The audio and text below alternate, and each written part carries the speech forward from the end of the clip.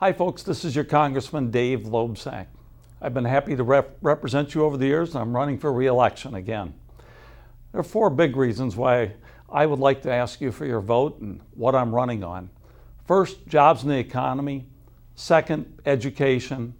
Third, protecting Social Security and Medicare. And fourth, the dysfunction and really the lack of accountability in Washington, D.C.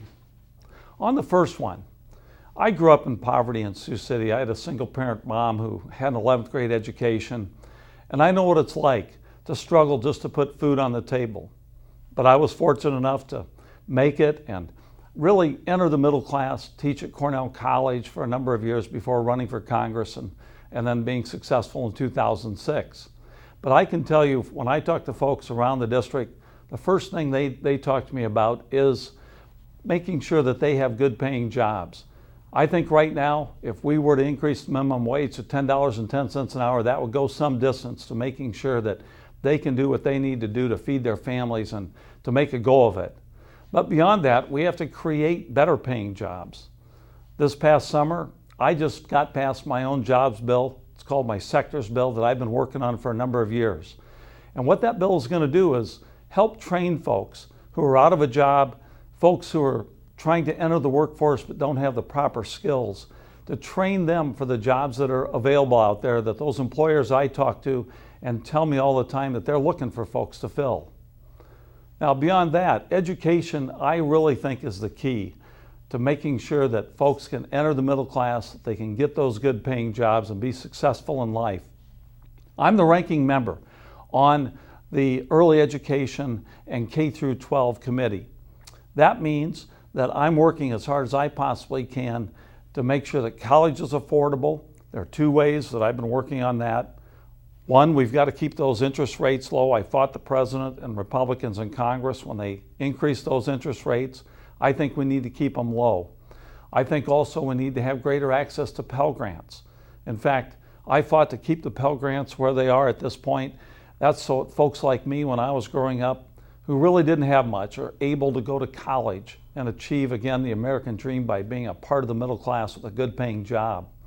And then beyond that, I think what we have to do, and what I can do as the ranking member on that committee, is make sure that we reform No Child Left Behind so that it works for our students, so it doesn't put our teachers and our administrators in a straitjacket, and so that we don't have a one-size-fits-all education policy.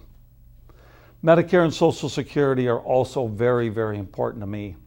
I mentioned that I grew up in poverty.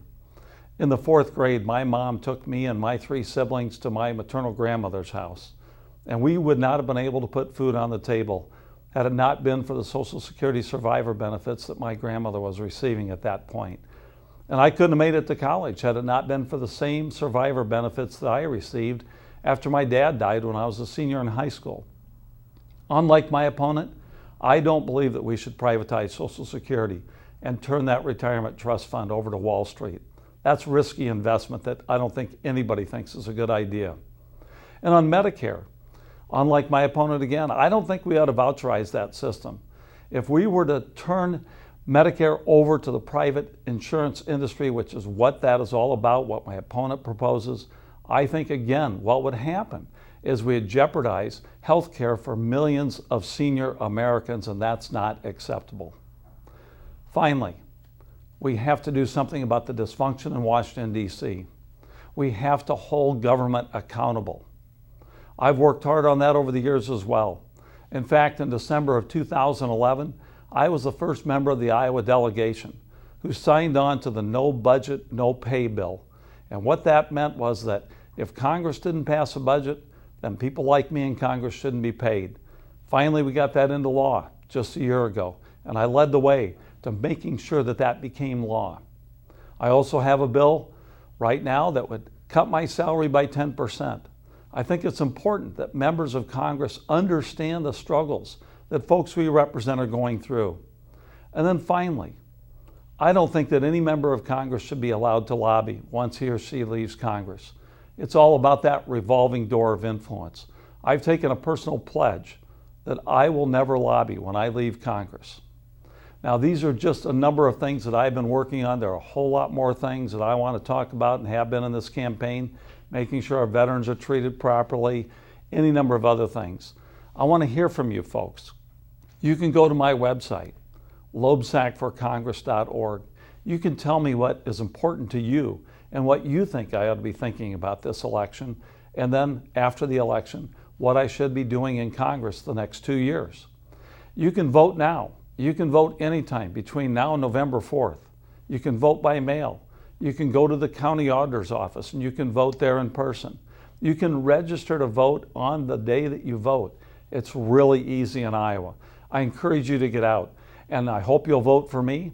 Again, go to my website, loebsackforcongress.org, and I hope to see you around town soon. Thanks for everything. I appreciate it.